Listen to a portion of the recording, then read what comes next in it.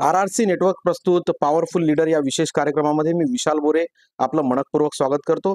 आज आपल्यासोबत जे व्यक्तिमत्व आहे त्यांनी बाळापूर विधानसभा मतदारसंघामध्ये यापूर्वीही विकासाची गंगा घेऊन येण्याचं काम केलेलं आहे, ज्यांच्या माध्यमातून आजवर विकासाची अनेक कामं झाली। यापूर्वीही जे दोनदा विधानसभेचे सदस्य राहिलेले आहेत, जिल्हा परिषदेचे अध्यक्ष राहिले आहेत, यासह सामाजिक सेवा असेल, राजकारणाच्या माध्यमातून सामाजिकतेचा एक समरसता ज्यांनी प्रस्थापित केली असे बळीरामजी शिरस्कर, जे महायुतीचे उमेदवार आहेत बाळापूर विधानसभा मतदारसंघाचे, आज आपल्यासोबत आहेत। माननीय श्री बळीरामजी शिरस्कर साहेब, सर काय सांगाल, महायुतीनं आपल्यावर विश्वास दर्शवला, विशेष म्हणजे एकनाथजी शिंदे जे मुख्यमंत्री आहेत, एवढे विकासाची कामं मार्गी लावणाऱ्या मुख्यमंत्र्यांनी आपल्यावर विश्वास व्यक्त केला आणि आपल्याला बाळापूर मतदारसंघाचं तिकीट दिलेलं आहे। सर्वप्रथम काय वाटतं, आता बाळापूरच्या या जनतेशी पुन्हा एकदा नाळ जोडलं जाणार आहे? खऱ्या अर्थानं बाळापूर मतदारसंघ हा अत्यंत महत्वाचा आणि माझा 10 वर्षाच्या प्रामाणिक एक जे काही त्यांनी जे माझं एक विचार ऐकून घेतले आणि त्यामुळे या महाराष्ट्राचे लाडके मुख्यमंत्री आदरणीय एकनाथरावजी शिंदे साहेब असतील, महायुतीचे नेते आमचे आदरणीय फडणवीस साहेब आहेत, जे अजित दादा आहेत, यांनी खऱ्या अर्थानं की एक माझ्यावर जो विश्वास टाकला किंवा हा या 25 वर्षाच्या इतिहासामध्ये या माणसाकडे कुठल्याच प्रकारचा ब्लेम नाही आहे आणि सर्वसामान्य माणसाचं हित जोपासणारा माणूस या ठिकाणी या मतदारसंघामध्ये आहे आणि कुठल्याच प्रकारचं कुरघोडीचं राजकारण या मतदारसंघामध्ये या 25 वर्षामध्ये झालं नाही आणि म्हणून त्यांनी माझ्यावर हा विश्वास ठेवला आहे। सर्वसामान्य व्यक्तिमत्व आजही गावामध्ये घर आहे आणि लोकांशी जी नाळ जुळलेली आहे, त्याचाच हा एक परिपाक म्हणता येईल। या माध्यमातून आता महायुतीनं आपल्यावर विश्वास व्यक्त केला, आता तोफा सुद्धा रंगत आहेत, कॉर्नर सभा, उत्स्फूर्त प्रतिसाद सुद्धा मिळतो आहे। महायुतीनं जो विश्वास ठेवला आणि आता या विधानसभा मतदारसंघामध्ये कुठले नवीन उपाययोजना किंवा कुठले नवीन प्रकल्प घेऊन आपण या निवडणुकीत उतरला, लोकांना कसा विश्वास देणार आहे? नाही, लोकांना विश्वास जो काही त्यामध्ये हा 25 वर्षाचा जो एक अनुभव आहे आणि या मतदारसंघ हा पूर्णच्या पूर्ण त्या ठिकाणी ग्रामीण क्षेत्राशी जोडलेला आहे आणि या मतदारसंघामध्ये मी पूर्वी काम करत असताना साधारणतः नव्यानं मी ज्यावेळेस विधानसभेमध्ये आलो त्यावेळेस या ठिकाणी माझ्या मतदारसंघामध्ये 3 धरणं मी मंजूर करून त्यांना त्या ठिकाणी पूर्णपणे पाणी थांबापर्यंत त्या ठिकाणी त्याचा पाठपुरावा केला।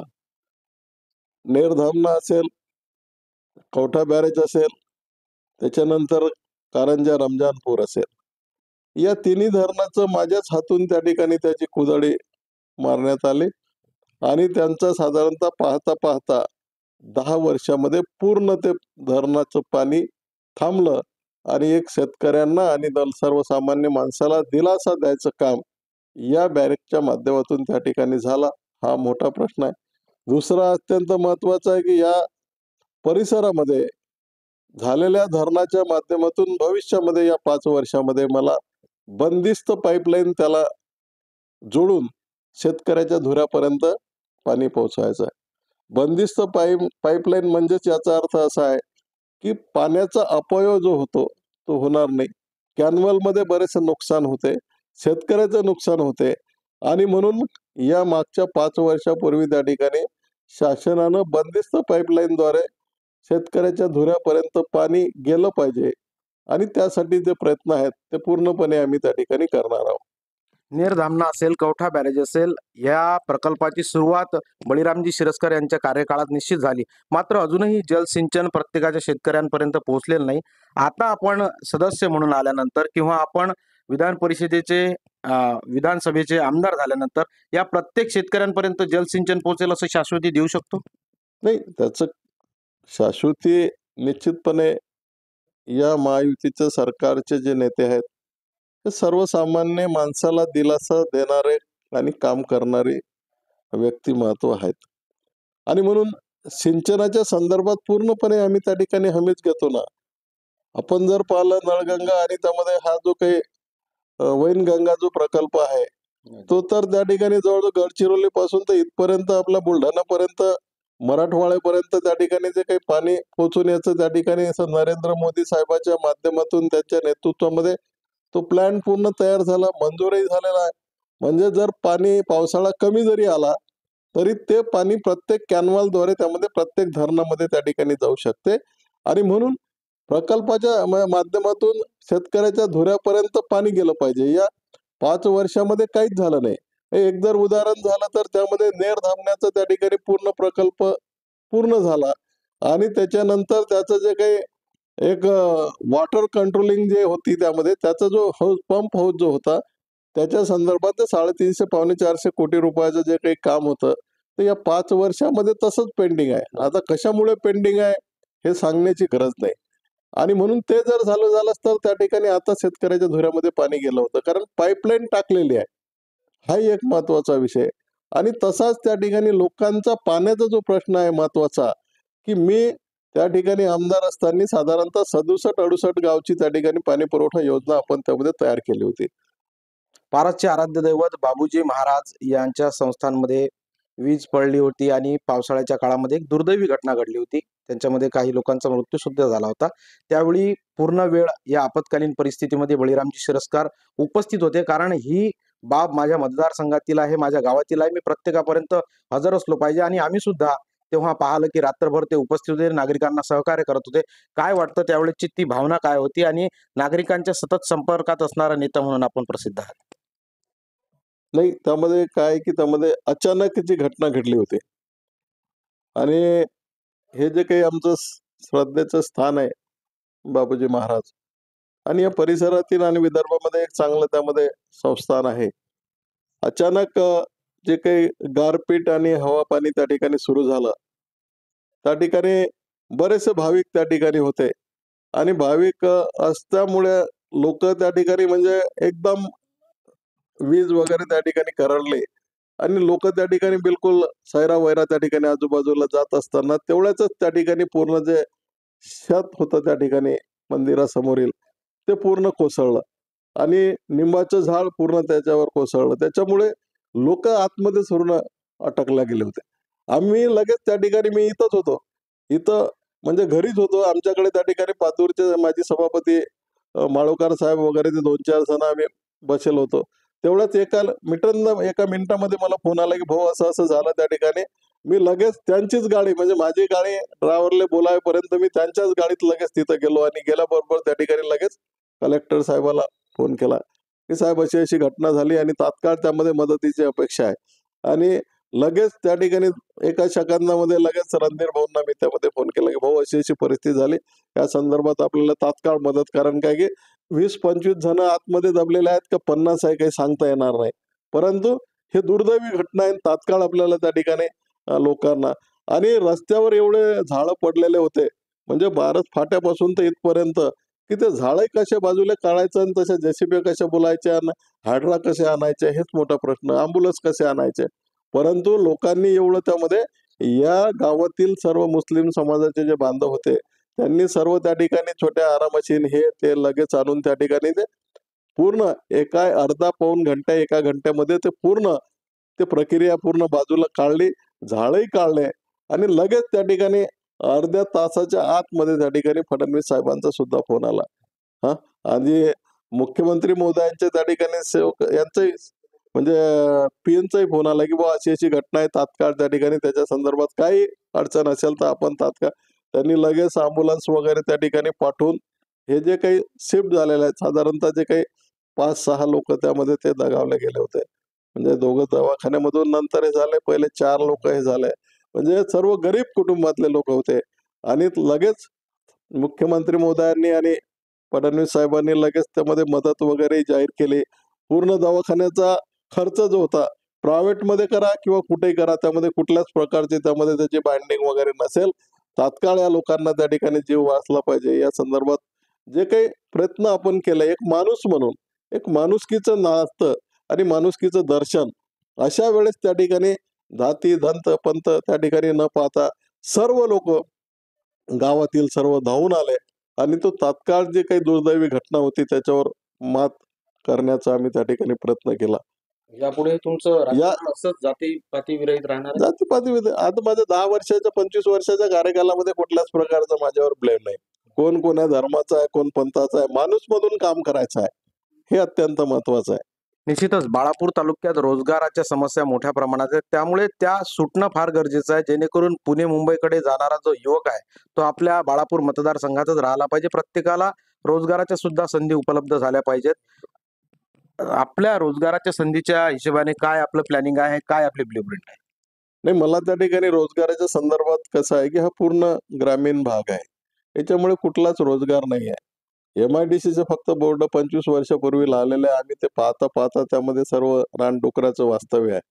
आणि त्या जर छोटे-मोठे जर व्यवसाय त्या ठिकाणी जर आले, तर एक रोजगारीचा प्रश्न त्या ठिकाणी आहे. तसाच दुसरा महत्त्वाचा विषय आहे, की पारस प्रकल्प. हो. पारस प्रकल्पाच्या संदर्भात आम्ही त्या ठिकाणी जमीन पूर्णपणे दिली.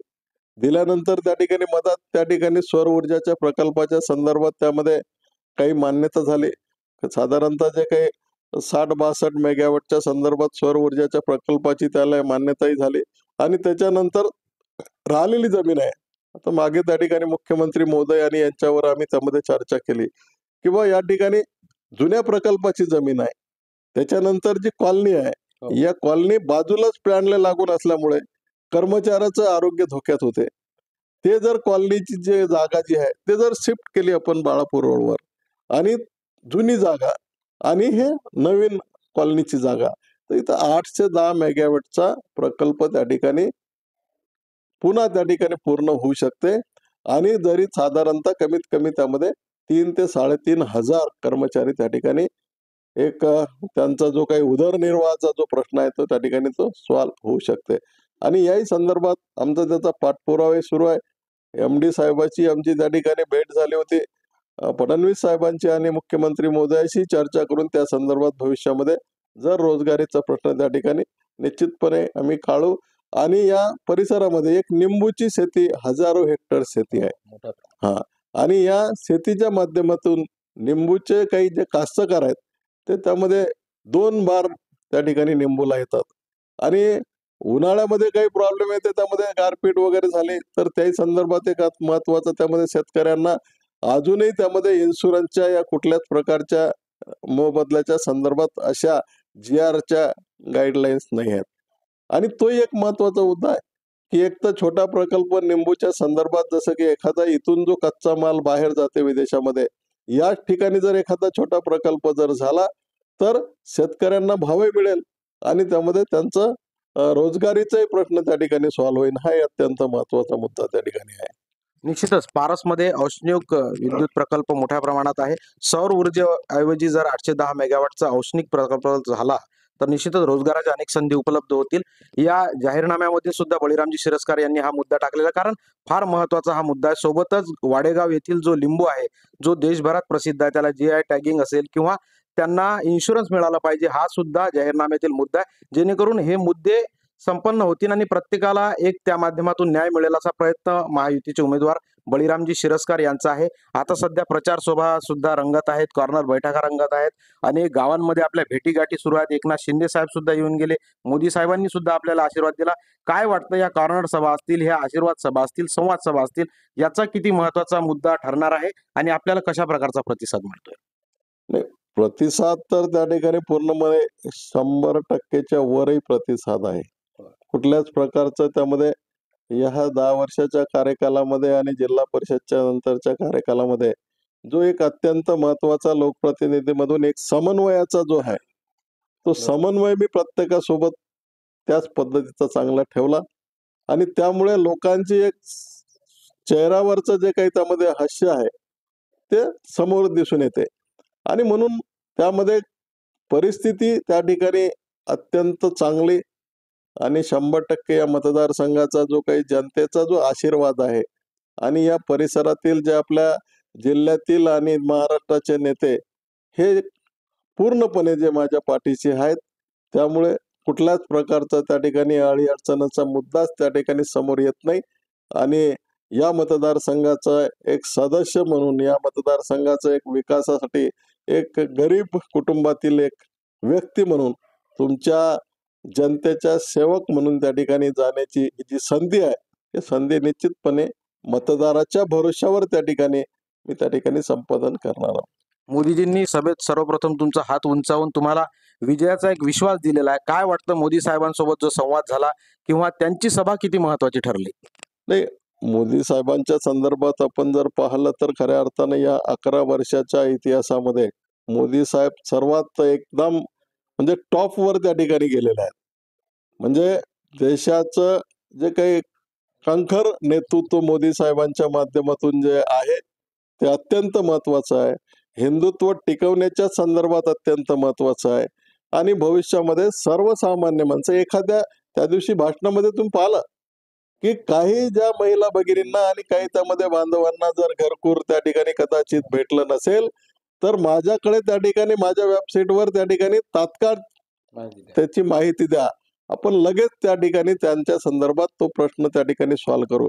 म्हणजे एवढ्या तळागाळातील माणसासाठी जर त्यांची जी तळमळ जी आहे, ते यावरून त्या ठिकाणी स्पष्ट दिसतं किंवा त्यामध्ये सर्वसामान्य माणसासोबत या देशाचे पंतप्रधान आहेत आणि मला जो आशीर्वाद आहे, हे आदरणीय मोदी साहेबांच्या माध्यमातून आणि महायुतीच्या सर्व नेत्यांच्या माध्यमातून निश्चितपणे तो विश्वास, त्यांचा दिलेला आशीर्वाद निश्चितपणे कायम राहील. निश्चितच मोदी साहेबांनी दिलेला जो आशीर्वाद आहे, हात उंचावून दिलेला आशीर्वाद हा निश्चितच विजयाकडे घेऊन जाणार आहे. त्यामुळे बळीरामजी शिरस्कार यांना विश्वास सुद्धा आहे, कारण गावोगावी त्यांना ज्या प्रचार सभा असतील, कॉर्नर सभा असतील, माध्यमातून नागरिकांकडून मिळालेला प्रतिसाद अत्यंत उत्तम आहे. त्याची ही पावती अशी म्हणता येईल. बाळापूर विधानसभा मतदारसंघामध्ये प्रतिस्पर्धी कोण वाटतो आणि विकासाचं राजकारण होणं किती गरजेचं आहे? नाही, मला प्रतिस्पर्धाच्या संदर्भात मला काही त्यामध्ये बोलायचं नाही, कारण काय की उमेदवार कसे आहेत तुम्हाला सर्वांना माहित आहे. आता 2 उमेदवार असे आहेत की मी त्याच्यासोबत लढलेलाच आहे आणि मागच्या वेळेस मला त्या ठिकाणी तिकीट न भेटल्यामुळे त्या ठिकाणी मी घरीच राहिलो. त्याच्यामुळे कसं आहे की त्यामध्ये म्हणजे 1 नंबरवर तर निश्चितपणे महायुतीचा उमेदवार म्हणून मीच राहणार आहोत. त्या ठिकाणी जे काही या बाळापूर मतदारसंघामध्ये जे मुस्लिम समाज आणि बहुजनांचं त्यांचं जे काही राजकारण ते हमेशा करतात. 2 नंबरवर त्या ठिकाणी खतीब साहेबांची त्या ठिकाणी कदाचित ती राहते आणि 3 नंबरवरचे जे आहेत उमेदवार किंवा ज्यांनी या 5 वर्षामध्ये काहीच केलं नाही. फक्त त्या ठिकाणी गप्पा आणि बाकीचे समजा त्यामध्ये जे काही जे व्यवसाय चालवले, त्यामुळे लोकांची नाराजीचा जो सूर आहे, ते अत्यंत महत्वाचं आहे. शेवटी लोकशाही आहे आणि लोकशाहीमध्ये 1 नंबर, 2 नंबर, 3 नंबर कोण ठेवायचं हा प्रश्न नाही. आमचं मत आहे. उद्या मतदाराच्या संदर्भात कसा कौल आहे, हे अत्यंत महत्वाचं आहे आणि त्या संदर्भात आम्ही समोर आहोत. मागील 5 वर्षात आपण लोकप्रतिनिधी नव्हता, मात्र तरीही नागरिकांच्या प्रत्येकाच्या कामासंदर्भात संपर्कात असल्यामुळेच महायुतीकडून हा विश्वास व्यक्त केला आणि ह्या 5 वर्षातील जो नागरिकांचा संपर्क असेल आणि यापूर्वीही आमदार म्हणून 10 वर्ष, जिल्हा परिषद अध्यक्ष, ही जी जुळलेली नाळ आहे, याच्या फायद्यामुळे निश्चितच विजयाकडे वाटचाल होईल. 100% लोकांनी दिलेलं प्रेमच आहे ना. त्याच्यामुळे लोकांच्या प्रेमावर कुठलाच अविश्वास दाखवता येणार नाही. त्यांचा विश्वास आहे. विश्वासामुळेच मी त्या ठिकाणी इथपर्यंत पोहोचलो आणि मतदारांचा आशीर्वाद आहे, त्यामुळे मी तिथं पोहोचलो. सर, ते शेवटी आपल्या विकासाचा नेमका जाहीरनामा काय आहे आणि नागरिकांना काय आवाहन करू इच्छिता? नाही, मग आमचा जाहीरनामे आम्ही त्यामध्ये प्रसिद्ध केलेलाच आहे. आमचे जे महत्त्वाचे 3-4 जे मुद्दे होते, ते आम्ही त्या ठिकाणी त्या जाहीरनाम्यामध्ये आपण टाकलेच आहेत. मुद्दे असे आहेत की त्यामध्ये सर्वसामान्य माणसाच्या हृदयामध्ये जुडलेले आमचे मुद्दे आहेत.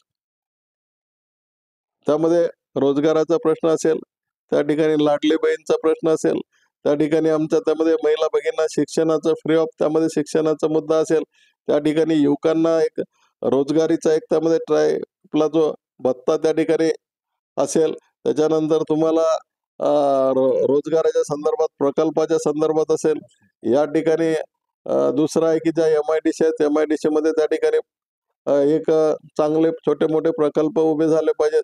त्याच्यानंतर आमच्या त्यामध्ये लिंबूचा प्रश्न त्या ठिकाणी आहे की शेतकऱ्यांना जर आज जो खर्चाचा जो काही बजेट त्या ठिकाणी म्हणजे शेतीचा खर्च आणि उत्पन्नाचा खर्च यामध्ये बाजूला ठेवला तर त्या ठिकाणी लिंबू 1 नंबरवर त्या ठिकाणी आपण राहू शकतो. हे चांगले-चांगले मुद्दे आमचे आहेत आणि त्या मुद्द्याच्या समोर मी तेच सांगितलं की शेतकरी असेल, रोजगार असेल, त्या ठिकाणी महिला भगिनी असतील, यांच्या हृदयामध्ये भिडलेले आमचे त्या ठिकाणी जाहीरनाम्याचे मुद्दे आहेत. आव्हान काय करू इच्छिता?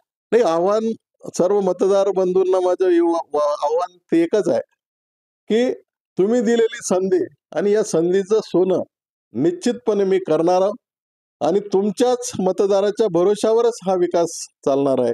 कुठल्याच प्रकारची अरेराई त्या ठिकाणी करणार नाही. प्रामाणिकचं काम त्या ठिकाणी करणार आहोत. तुमचा सेवक म्हणून मी त्या ठिकाणी राहणार आहोत. कुठल्याच प्रकारचा या मतदारसंघामध्ये जो काही गैरव्यवहार जो आहे तो सुद्धा खपवून घेतला जाणार नाही. तुमच्या हित हेच हा अत्यंत महत्वाचं माझं आव्हान आहे. निश्चितच कधी काळी ऐतिहासिक राजधानी असलेला बाळापूर तालुक्यामध्ये विकासाच्या माध्यमातून या मतदारसंघामध्ये विकासाची ही राजधानी झाली पाहिजे. विकासाचे मुद्दे पुढे आले पाहिजेत आणि रोजगार असतील, विविध शेतकऱ्यांच्या समस्या असतील त्या सोडवल्या गेल्या पाहिजेत. हाच उद्देश घेऊन महायुतीचे उमेदवार बळीरामजी शिरस्कर निवडणूक रिंगणात उतरले आहेत. प्रत्येक सर्व भागातून त्यांना वाढता पाठिंबा आहे आणि या माध्यमातूनच महायुती सरकार असेल, केंद्र सरकार असेल, यांनी विश्वास जो व्यक्त केला तो निश्चितच फळाला लागेल आणि या निवडणुकीमध्ये विजयाची माळ बळीरामजी शिरस्कर यांच्या गळ्यामध्ये टाकल्या जाईल हा विश्वास त्यांनी या माध्यमातून व्यक्त केला आहे. आम्ही सुद्धा RRC परिवाराच्या वतीने त्यांना या निमित्त मनपूर्वक शुभेच्छा देतो. धन्यवाद. पारसचे आराध्य दैवत बाबूजी महाराज यांच्या संस्थांमध्ये वीज पडली होती आणि पावसाळ्याच्या काळामध्ये एक दुर्दैवी घटना घडली होती. त्यांच्यामध्ये काही लोकांचा मृत्यू सुद्धा झाला होता. त्यावेळी पूर्ण वेळ या आपत्कालीन परिस्थितीमध्ये बळीरामजी शिरस्कार उपस्थित होते. कारण ही बाब माझ्या मतदारसंघातील आहे, माझ्या गावातील आहे. मी प्रत्येकापर्यंत हजर असलो पाहिजे आणि आम्ही सुद्धा तेव्हा पाहिलं की रात्रभर ते उपस्थित होते, नागरिकांना सहकार्य करत होते. काय वाटतं त्यावेळेची ती भावना काय होती आणि नागरिकांच्या सतत संपर्कात असणारा नेता म्हणून आपण प्रसिद्ध आहात. नाही, त्यामध्ये काय की त्यामध्ये अचानक जी घटना घडली होती आणि हे जे काही आमचं श्रद्धेचं स्थान आहे बापूजी महाराज आणि या परिसरातील आणि विदर्भामध्ये एक चांगलं त्यामध्ये संस्थान आहे.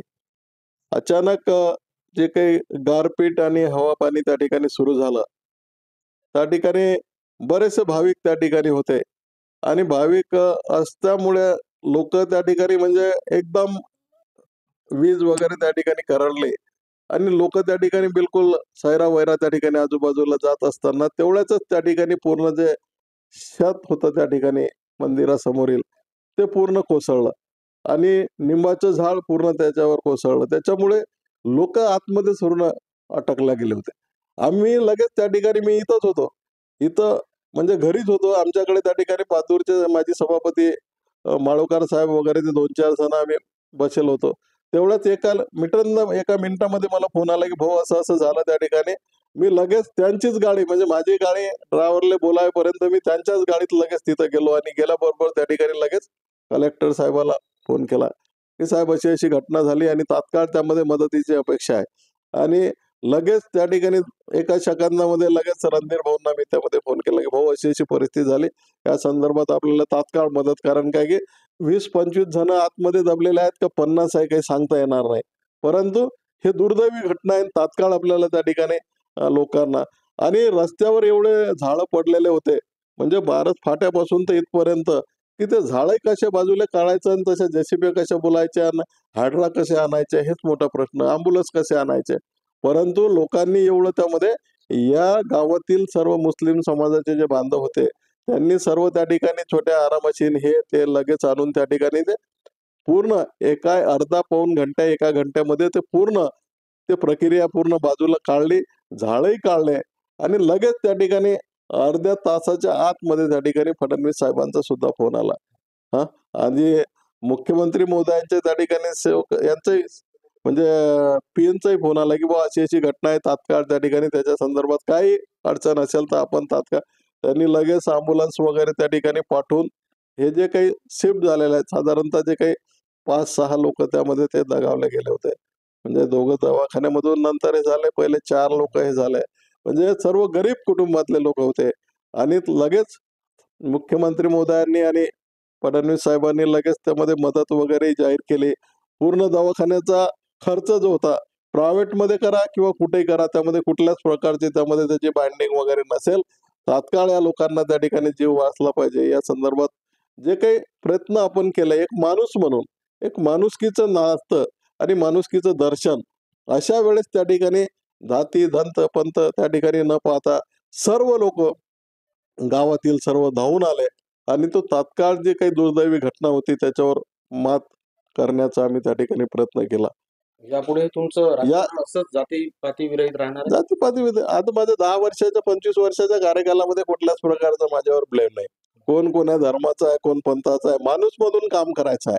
पारसचे आराध्य दैवत बाबूजी महाराज यांच्या संस्थांमध्ये वीज पडली होती आणि पावसाळ्याच्या काळामध्ये एक दुर्दैवी घटना घडली होती. त्यांच्यामध्ये काही लोकांचा मृत्यू सुद्धा झाला होता. त्यावेळी पूर्ण वेळ या आपत्कालीन परिस्थितीमध्ये बळीरामजी शिरस्कार उपस्थित होते. कारण ही बाब माझ्या मतदारसंघातील आहे, माझ्या गावातील आहे. मी प्रत्येकापर्यंत हजर असलो पाहिजे आणि आम्ही सुद्धा तेव्हा पाहिलं की रात्रभर ते उपस्थित होते, नागरिकांना सहकार्य करत होते. काय वाटतं त्यावेळेची ती भावना काय होती आणि नागरिकांच्या सतत संपर्कात असणारा नेता म्हणून आपण प्रसिद्ध आहात? नाही, त्यामध्ये काय आहे की त्यामध्ये अचानक जी घटना घडली होती आणि हे जे काही आमचं श्रद्धेचं स्थान आहे बापूजी महाराज आणि या परिसरातील आणि विदर्भामध्ये एक चांगलं त्यामध्ये संस्थान आहे. अचानक जे काही गारपीट आणि हवा पाणी त्या ठिकाणी सुरू झालं. त्या ठिकाणी बरेचसे भाविक त्या ठिकाणी होते आणि भाविक असल्यामुळे लोक त्या ठिकाणी म्हणजे एकदम वीज वगैरे त्या ठिकाणी करडले आणि लोक त्या ठिकाणी बिलकुल सैरा-वैरा त्या ठिकाणी आजूबाजूला जात असताना तेवढ्याच त्या ठिकाणी पूर्ण जे छत होतं त्या ठिकाणी मंदिरासमोरील ते पूर्ण कोसळलं आणि निंबाचं झाड पूर्ण त्याच्यावर कोसळलं. त्याच्यामुळे लोक आतमध्ये पूर्ण अटकला गेले होते. आम्ही लगेच त्या ठिकाणी मी इथंच होतो. इथं म्हणजे घरीच होतो. आमच्याकडे त्या ठिकाणी पातूरचे माजी सभापती माळोकार साहेब वगैरे ते 2-4 जण आम्ही बसेल होतो. तेवढ्याच एका मिनिटामध्ये मला फोन आला, की भाऊ असं-असं झालं त्या ठिकाणी. मी लगेच त्यांचीच गाडी म्हणजे माझी गाडी ड्रायव्हरला बोलावेपर्यंत मी त्यांच्याच गाडीत लगेच तिथं गेलो आणि गेल्याबरोबर त्या ठिकाणी लगेच कलेक्टर साहेबाला फोन केला, की साहेब अशी-अशी घटना झाली आणि तात्काळ त्यामध्ये मदतीची अपेक्षा आहे. आणि लगेच त्या ठिकाणी एका सेकंदामध्ये लगेच रणधीर भाऊंना मी त्यामध्ये फोन केला, की भाऊ अशी-अशी परिस्थिती झाली. या संदर्भात आपल्याला तात्काळ मदत कारण काय की 20-25 जण आतमध्ये दबलेले आहेत का 50 आहे काही सांगता येणार नाही. परंतु हे दुर्दैवी घटना आहे तात्काळ आपल्याला त्या ठिकाणी लोकांना आणि रस्त्यावर एवढे झाडं पडलेले होते. म्हणजे भारत फाट्यापासून तर इथपर्यंत की ते झाडं कशा बाजूला काढायचं आणि तशा जेसीबी कशा बोलायच्या आणि हायड्रा कसे आणायचे हेच मोठा प्रश्न. एम्ब्युलन्स कसे आणायचे. परंतु लोकांनी एवढं त्यामध्ये या गावातील सर्व मुस्लिम समाजाचे जे बांधव होते त्यांनी सर्व त्या ठिकाणी छोट्या आरामशीन हे ते लगेच आणून त्या ठिकाणी ते पूर्ण एका अर्धा पाऊण घंटा एका घंट्यामध्ये ते पूर्ण ते प्रक्रिया पूर्ण बाजूला काढली, झाडही काढले आणि लगेच त्या ठिकाणी अर्ध्या तासाच्या आतमध्ये त्या ठिकाणी फडणवीस साहेबांचा सुद्धा फोन आला. हां आणि मुख्यमंत्री महोदयांच्या त्या ठिकाणी सेवक यांचाही म्हणजे पीएनचाही फोन आला, की बुवा अशी-अशी घटना आहे तात्काळ त्या ठिकाणी त्याच्या संदर्भात काही अडचण असेल तर आपण तात्काळ त्यांनी लगेच एम्ब्युलन्स वगैरे त्या ठिकाणी पाठवून हे जे काही शिफ्ट झालेले आहेत साधारणतः जे काही 5-6 लोक त्यामध्ये ते दगावले गेले होते. म्हणजे दोघं दवाखान्यामधून नंतर हे झाले. पहिले 4 लोक हे झाले. म्हणजे सर्व गरीब कुटुंबातले लोक होते आणि लगेच मुख्यमंत्री महोदयांनी आणि फडणवीस साहेबांनी लगेच त्यामध्ये मदत वगैरे जाहीर केली. पूर्ण दवाखान्याचा खर्च जो होता प्रायव्हेटमध्ये करा किंवा कुठेही करा त्यामध्ये कुठल्याच प्रकारची त्यामध्ये त्याची बाइंडिंग वगैरे नसेल. तात्काळ या लोकांना त्या ठिकाणी जीव वाचला पाहिजे या संदर्भात जे काही प्रयत्न आपण केले एक माणूस म्हणून एक माणुसकीचं नातं आणि माणुसकीचं दर्शन. अशा वेळेस त्या ठिकाणी जाती धंत पंथ त्या ठिकाणी न पाहता सर्व लोक गावातील सर्व धावून आले आणि तो तात्काळ जी काही दुर्दैवी घटना होती त्याच्यावर मात करण्याचा आम्ही त्या ठिकाणी प्रयत्न केला. यापुढे तुमचं राजकारण असंच जातीपाती विरहित राहणार आहे? जातीपाती आता माझ्या 10 वर्षाच्या 25 वर्षाच्या कार्यकालामध्ये कुठल्याच प्रकारचा माझ्यावर ब्लेम नाही. कोण कोण्या धर्माचा आहे, कोण पंथाचा आहे, माणूस म्हणून काम करायचं आहे.